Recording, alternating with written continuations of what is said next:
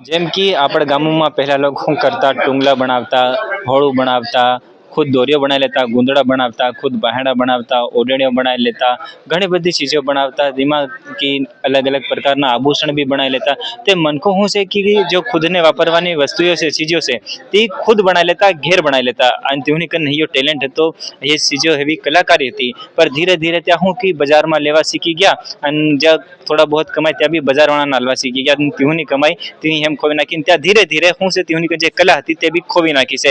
તો એ કલા નહીં ખોવાવું જોઈએ, એ કલા ચાલતું રહેજો. એની કલાને હિનાને ફેર પાછા આપણું રોજગાર રકમ બનાવી શકીએ. એમ કરીને ઝાબામાં આજ ઝાબા સંવાદ કાર્યક્રમ થયું છે. એના કાર્યક્રમનો ઉદ્દેશ્ય શું હતો અને એના કાર્યક્રમમાં શું શું થયું છે એના વિડીયોમાં તમે દેખો. आज हमने झाबवा संवाद नाम देखिए एक कार्यक्रम કર્યું. તેમાં આપણા પૂરા ક્ષેત્રમાં અલગ અલગ સોરા, હરિકા, દહાનાના મનખુકન અલગ અલગ કલાઓ હતી. જે ગેમ્સ की ગહળણીઓ બનાવવાની યા फिर જંગલની જડાબુટ્ટીઓની જાણકારી યા फिर મોહડાની જાણકારી. તો પરંપરાઓ તો હતી લ્યો, પર પરંપરાઓ ઉદ્યમિતા और આપણા સમાજના વિકાસમાં કિકમ સહયોગી બની શકે એના વિષય પર એ રાષ્ટ્રીય કાર્યશાળા હતી. એનામાં દેશભરના લોકોનું આવવાનું થયું और ભારત સરકારના લોકોનું આવવાનું થયું, એકેડેમિશિયન લોકોનું આવવાનું થયું, એવા અનેકો વિદ્વાનોનું આવવાનું થયું. જે હું એના વિષય પર વિષય રાખ્યો कि આપણા ક્ષેત્રમાં આપણો સમાજ आर्थिक सशक्तिकरण और आगाड़ी की कम बढ़ी सके. कैसे उनको शिक्षा के प्रति जागरूक किया जा सकता है. जैसे हमारा आदिवासी समुदाय, जैसे आदिवासी समुदाय आपको पता ही है कि आदिवासी समुदाय जो है प्रकृति से तालमेल बना करके जो जीवन यापन करता है, बिना प्रकृति को हानि पहुंचाए जैसा जीवन वो पारंपरिक रूप से जी रहा है, उसको कैसे बरकरार रखे और साथ में ही अपने सामुदायिक रूप से और भी विषयों से में चर्चा हुई और बहुत मुझे अच्छा लगा. वो सारी चीज़ें सीखने को मिली यहाँ पर. ખાસ વિશેષ ધ્યાન दिया गया और आप भी આજે ઝાબવા ખાતે સંવાદ કાર્યક્રમ. હવે સંવાદ એટલે હું આપણે પેલી બોલી વાત કરો એટલે કે હું બોલું તમે સાંભળો. હામાં હામી વાતે કરવાની. એકલો એકલો વાતે માણસ કરે એ સારી નહીં લાગે. એટલે હું બોલું તમે સાંભળો, અરસપરસમાં સંવાદ થાય એને કહેવાય સંવાદ.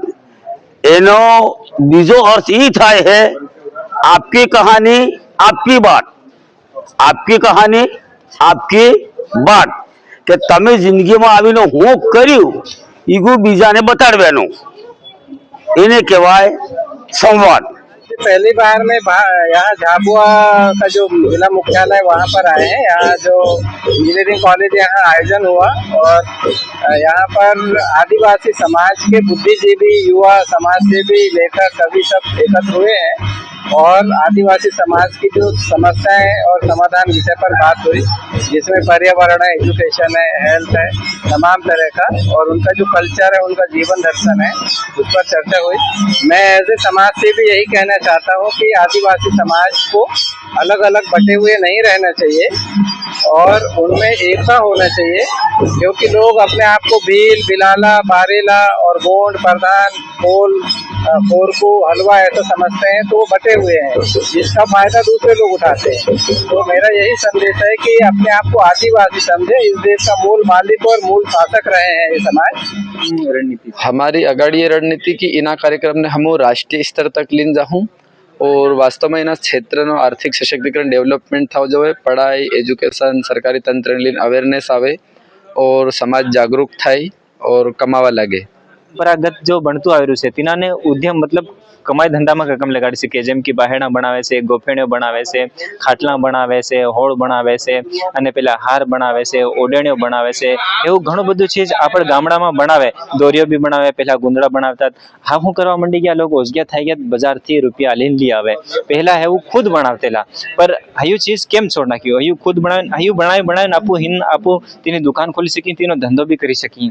તે એમ કરીને એવું કાર્યક્રમ થયું છે કે આજ જો મોંઘાઈ बढ़ती जा रही है, રોજગારની જડી તો છે, તો જો આપણો પરંપરા છે તેનથી શીખીને તેનો ઉપયોગ કરીને આપો કમાઈ ધંધો કરી શકીને. જો સૌથી મોટી જવાબદારની સમસ્યા છે પલાયન, તેનામાં થોડી બહુ આપો કમી કરી શકીએ, તેને રોકી શકીએ. એમ કરીને કાર્યક્રમ થયેલું. એના પૂરા કાર્યક્રમને લઈને તમારી શું રહેશે કમેન્ટ બોક્સમાં બતાડી દેજો.